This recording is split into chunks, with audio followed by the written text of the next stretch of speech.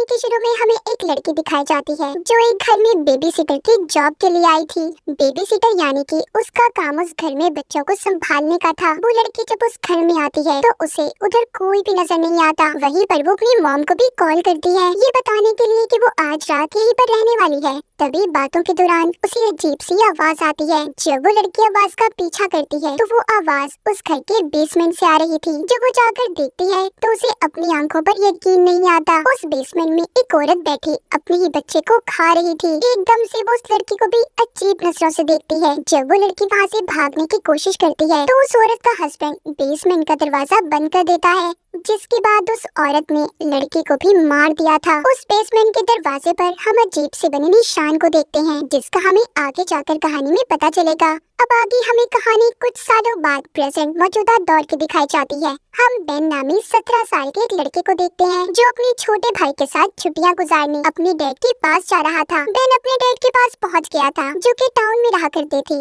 शाम को दोनों बैठकर जब खाना खा रही थी तो यहाँ पर हमें पता चलता है कि बेन के मॉम डैड का डाइवोर्स होने वाला था, जिससे बेन बिल्कुल भी खुश नहीं था कि उसके मॉम डैड अलग हो जाएं। बेन के डैड बंदरगाह पर काम किया करते थे, इसलिए अगले दिन वो उसे अपने साथ काम पर ले जाते हैं। बेन के डैड के घर के पास ही एक और घर था जहाँ पर एक फैमिली छुट्टियां गुजारने आई हुई थी। उस फैमिली में हस्बैंड वाइफ और उनके 2 बेटे थे। बेन जब उस फैमिली के बारे में अपने डैड से पूछता है तो वो बताते हैं कि शायद वो फैमिली कुछ दिन के लिए यहाँ पर रहने आई हुई है। उधर बंदरगाह पर बेन की कुछ लड़कों से बहस हो जाती है। जब वो उनसे बात कर रहा था तो तभी यहाँ पर बेन के पास एक लड़की आती है जिसका नाम मैलरी था। वो भी यहीं पर काम किया करती थी। फिर हमें यहीं पर पास ही जंगल का सीन दिखाया जाता है जहाँ पर एबी नाम की औरत अपने बेटे के साथ घूम रही थी। दरअसल एबी की फैमिली ही बेन के डैड के घर के पास रहने आई थी। ये जंगल में हाइकिंग कर रहे थे, मगर यहाँ पर एबी से उसका बेटा बिछड़ जाता है। वो कहीं पर गुम हो गया था। तभी उसके बेटे को एक अजीब सा दरख्त दिखाई देता है। उस दरख्त के पास एक बहुत बड़ी सुरंग थी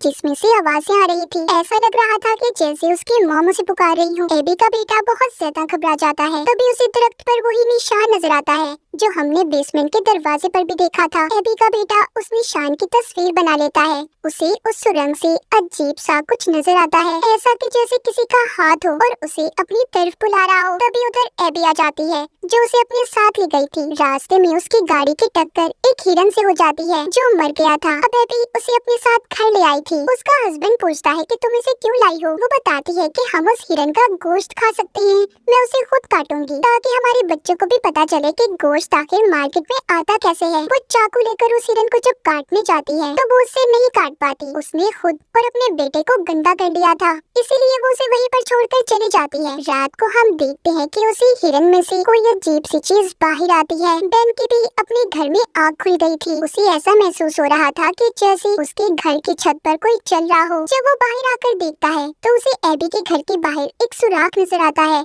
ऐसा लग रहा था कि जैसे कोई जानवर हो। तभी एबी का हस्बैंड भी जाग गया था। वो बेन से पूछता है कि क्या हुआ, सो जाओ जाकर, परेशान मत हो, कोई जानवर होगा। तभी हम बेन के पीछे अजीब सी चीज को देखते हैं जो उसी को देख रही थी। अगली सुबह जो सुराख रात में बेन ने देखा था उसके पास एबी का बेटा खड़ा था। बेन जाते हुए उसे कहता है देखो यहाँ से दूर हट जाओ। उसे ऐसा लग रहा था कि शायद कोई जानवर उधर छुप कर बैठा होगा। उसी दिन एबी जब अपने छोटे बेटे को गोद में लेकर घर से बाहर आती है तो देखती है उनके घर के आसपास के फूल मुरझा गए हैं। मानो ऐसा लग रहा था कि उसके घर के बेसमेंट से छुपकर कोई उन्हें देख रहा हो। दोपहर को बेन जब समंदर के किनारे जाता है तो उधर उसे एबी का बेटा मिलता है जो कश्ती में लेटा सो रहा था। बेन उसे जगाकर पूछता है कि तुम यहाँ पर क्या कर रहे हो। वो कहता है मैं यहाँ अपने डैड का इंतजार कर रहा था जो मुझे आज कश्ती पर घुमाने वाले थे। बेन ये सुनकर कहता है अच्छा मेरी बात सुनो, मैं तुम्हें ढेर सारी कैंडीज दूंगा, मगर उसके बदले तुमने मुझे आकर ये बताना है कि अगर तुम्हें अपने घर के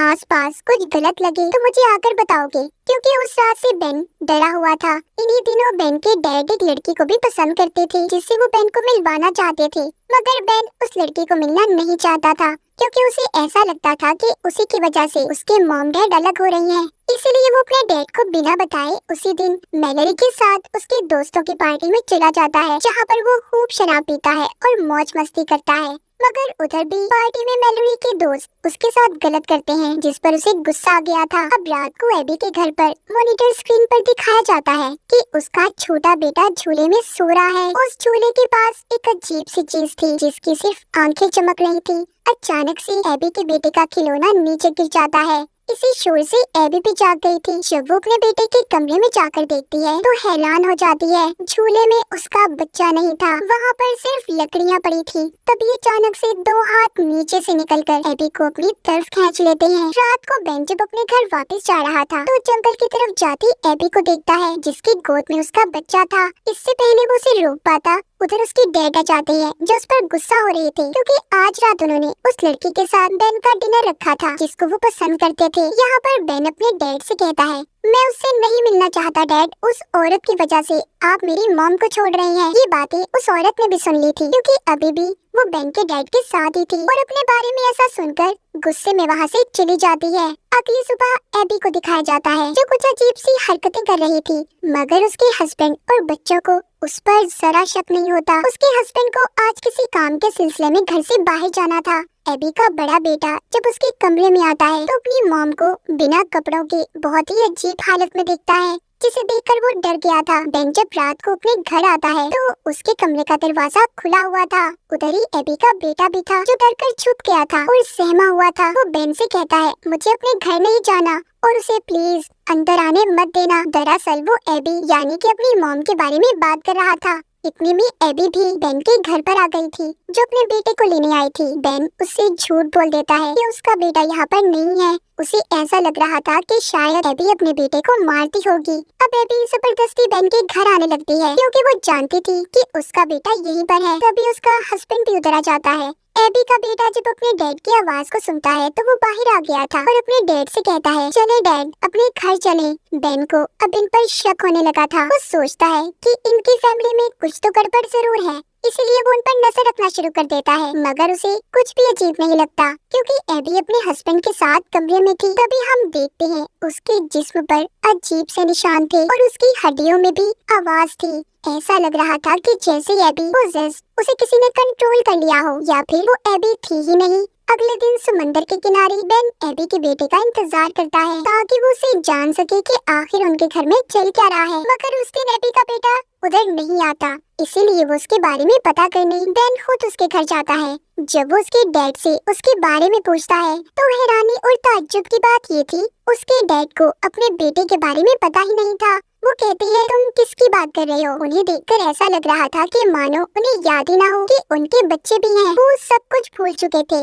बेन को ये सुनकर सब बातें काफी अजीब लगती हैं। जब वो वापस अपने घर जा रहा था तो जाते हुए उसे वही अजीब निशान दिखता है जो एबी के बेटे ने जंगल में देखा था। और हमने कहानी के शुरू में वो उस निशान की तस्वीर बना लेता है और जाकर इंटरनेट पर सर्च करता है। सभी बातों को सामने रखकर उसे एक डीमन के बारे में पता चलता है, एक खौफनाक चुड़ैल जो जंगलों में दरख्तों की जड़ों में रहती है और वो इंसान के जिस्म को कपड़ों की तरह इस्तेमाल करती है, यानी कि वो इंसान के अंदर दाखिल हो सकती है। बाहर से इंसान वो ही नजर आएगा मगर अंदर वो चुड़ैल होगी। उसमें ऐसी ताकतें भी थी कि वो इंसान के दिमाग को कंट्रोल कर लेती थी और बच्चों का खून भी पीती। ऐसे बच्चों का जिनके माँ बाप उन्हें भूल जाते, यानी कि पहले वो चुड़ैल उन बच्चों के माँ बाप को पोजेस अपने कंट्रोल में करती और फिर उनके बच्चों को अपने साथ ले जाती थी। मतलब उस चुड़ैल ने एबी के हस्बैंड के दिमाग को कंट्रोल कर लिया था और एबी मर चुकी थी। असल में जो एबी बनकर घूम रही थी वो एबी नहीं, वो डीमन चुड़ैल थी। उस चुड़ैल ने एबी की स्किन जिल्द पहनी हुई थी और एबी के दोनों बच्चों को खा चुकी थी। खैर ये सारी बातें जानने के बाद बेन काफी हैरान था। वो इस बारे में पुलिस को भी नहीं बता सकता था। आखिर कौन उसकी इन बातों पर यकीन करता। इसीलिए वो अपनी दोस्त मेलरी को बुलाता है और सारी बातों के बारे में बताता है। कहता है कि हमारे पड़ोसी कुछ अजीब से हैं, उनके दोनों बच्चे गायब हैं मगर उन्हें इस चीज की कोई परवाह ही नहीं। तभी वो एबी यानी कि उसी डीमन चुड़ैल को बेसमेंट में कुछ छुपाते हुए देखता है। अब मेलोरी मजाक में एक नोट पर लिखती है कि हम जानते हैं तुमने बेसमेंट में क्या छुपाया है और साथ ही उस निशान को भी बना देती है। उसने वो नोट लिखकर एबी के घर पर फेंक दिया था जिसको एबी का हस्बैंड उठा लेता है। जब वो उस नोट को पढ़कर बेसमेंट में जाकर देखने लगता है तो एबी उसे रोक लेती है और उसके कान में कुछ कहती है। तभी उसके हस्बैंड के कान से खून आने लगा था। उसके बाद तो वो अपने होश में ही नहीं था। उसे देखकर ऐसा लग रहा था कि मानो जैसे वो आधा जिंदा और आधा मरा हुआ इंसान हो। एबी की भी जिल्द उतर रही थी। हकीकत में तो वो डीमन चुड़ैल थी, मगर स्किन सिर्फ एबी की थी। बेन का यहाँ पर सिर्फ एक ही मकसद था, इन लोगों पर नजर रखना। उसे यकीन हो चुका था कि कुछ तो गलत है। एक दिन वो एबी को तैयार होकर उनके घर के बेसमेंट के तहखाने से निकलता हुआ देखता है। उसके जाने के बाद फौरन से वो वहाँ ताला तोड़कर अंदर जाता है। अंदर अजीब सा मंजर था, लकड़ियाँ जमा करके कुछ बनाया गया था। उधर एक जानवर की खोपड़ी भी थी। ऐसा लग रहा था कि जैसे इधर कोई काला जादू किया हो। वहाँ पर उसे कुछ तस्वीरें भी मिलती हैं, जिसमें एबी की फैमिली की भी थी। उनके चेहरों पर क्रॉस के निशान लगाए गए थे। उधर ही मैलोरी और बेन की फैमिली की भी तस्वीरें थी। वो ये देखकर जल्दी से अब मैलोरी को बताने की कोशिश करता है, क्योंकि उस डीमन चुड़ैल का अगला शिकार उसकी फैमिली थी। मैलोरी की फैमिली में उसकी छोटी बहन थी, जिसका वो चुड़ैल अब खून पीना चाहती थी। बेन जल्दी से उसे बचाने चाहता है, मगर उसे पहुंचने में देर हो गई थी। डीमन चुड़ैल मैलोरी को अपनी सुरंग में ले गई थी। बेन उसका हाथ भी पकड़ता है, जो मदद के लिए पुकार रही थी। वो उसे बचाने की बहुत कोशिश करता है, मगर जैसे ही वो उसका हाथ पकड़कर बाहर निकालने लगता है, तभी उसका पाँव फिसल गया था, जिस वजह से उसका सर एक पत्थर से लगता है और वो वहीं पर बेहोश हो जाता है। जब बेन को होश आता है तो वो देखता है अब तक शाम हो गई थी। जैसे ही वो घर जाता है तो उधर घर में पुलिस आई हुई थी, जो उसका इंतजार कर रही थी। दरअसल उसके खिलाफ एबी ने रिपोर्ट करवाई थी कि वो उसके घर पर नजर रखता है, मगर ये सारी बातों को उसके डैड ने संभाल लिया था। बेन अपने डैड से कहता है कि डैड मेरा यकीन करें, हमारे साथ में जो लोग रहते हैं उस औरत ने अपने बच्चों के साथ कुछ तो जरूर किया है। मगर उसके डैड उसकी एक बात नहीं सुनते और उल्टा उससे ही झगड़ा करने लगते हैं। आज रात इनके साथ वो औरत भी रहने वाली थी, जिसको बेन के डैड पसंद करते थे। मगर जल्दी बेन को ये बात पता चल जाती है कि वो डीमन चुड़ैल अब उस औरत के अंदर है, क्योंकि वो जिन फूलों के पास खड़ी थी वो मुरझा गए थे। तभी वो डीमन चुड़ैल बेन पर हमला कर देती है। बेन भी चाकू उठाकर उस पर हमला करता है। तभी वहाँ पर बेन के डैड आ गए थे। वो बेन को बहुत डांटते हैं और पुलिस को बुलाकर बेन को उनके हवाले कर देते हैं। बेन अपने डैड को बहुत समझाती, डैड उस औरत के अंदर डीमन चुड़ैल है, मगर वो उसकी कोई बात नहीं सुनते।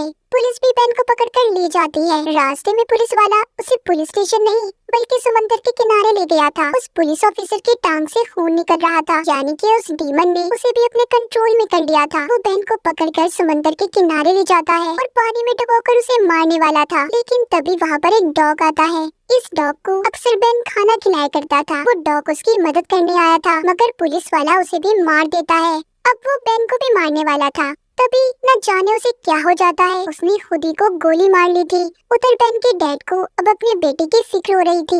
वो पुलिस स्टेशन जाकर उसे देखना चाहते थे, मगर वही औरत उन्हें रोकती है, जिसके अंदर डीमन शैतान था। वो बेन के डैड को बाहर जाने से रोक रही थी, मगर वो किसी तरह बाहर आ जाते हैं और एक बार एबी के घर के बेसमेंट में जाकर देखने लगते हैं। उधर वो देखती है एबी के हस्बैंड ने तो लटक कर पहले ही अपनी जान दे दी थी और एबी की लाश बिल्कुल खोखली थी। मतलब उस डीमन चुड़ैल ने पहले ही एबी के जिस्म को इस्तेमाल कर लिया था। ये सब देखकर बेन के डैड के रोंगटे खड़े हो जाते हैं। वो बहुत ज्यादा डर गए थे। तभी पीछे से वही डीमन चुड़ैल आ जाती है, जो बेन के डैड का गला दबाकर उन्हें मारना चाहती थी। तभी पीछे से बेन भी आ गया था, जो उस औरत को गोली मार देता है। वो अपने डैड को लेकर वहाँ से भागने लगता है। अब वो डीमन चुड़ैल भी अपने असली रूप में आ गई थी, मगर उसे असली दुनिया में किसी न किसी का जिस्म चाहिए था, इसीलिए वो जंगल की तरफ भागती है। उस बेसमेंट में आग लग गई थी। सभी वो तस्वीरें जल जाती हैं, जिसमें क्रॉस लगे हुए थे। तभी यहाँ पर बेन को याद आता है कि उसका तो एक छोटा भाई भी था, जो उसके साथ यहाँ पर आया था, जिसको हमने कहानी के शुरू में देखा था। ये सब बातें जैसे ही उसे याद आती हैं, वो जल्दी से उस जगह पर जाता है जहाँ पर डीमन चुड़ैल रहा करती थी। उसके साथ मैलोरी भी थी। बेन उस सुरंग के अंदर जाता है जहाँ पर जड़ों का जाल था। वो बाहर मैलोरी से कहता है,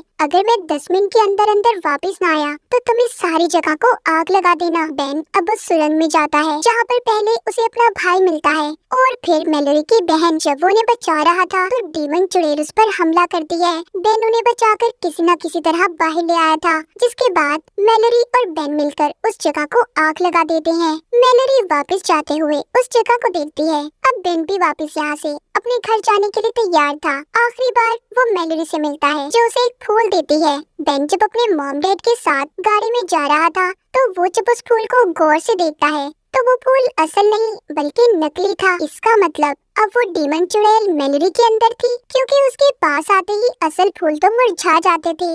हम देखते हैं मैलोरी कुछ बच्चों को सैर के लिए कश्ती में ले गई थी। आखिर में हम मैलोरी के चेहरे पर एक खौफनाक हंसी को देखते हैं। क्या वो डेमन चुड़ैल मैलोरी के अंदर आकर उन सभी बच्चों को मार देगी? कोई नहीं जानता। और इसी खौफनाक एंडिंग के साथ इस फिल्म की कहानी यहीं पर खत्म हो जाती है।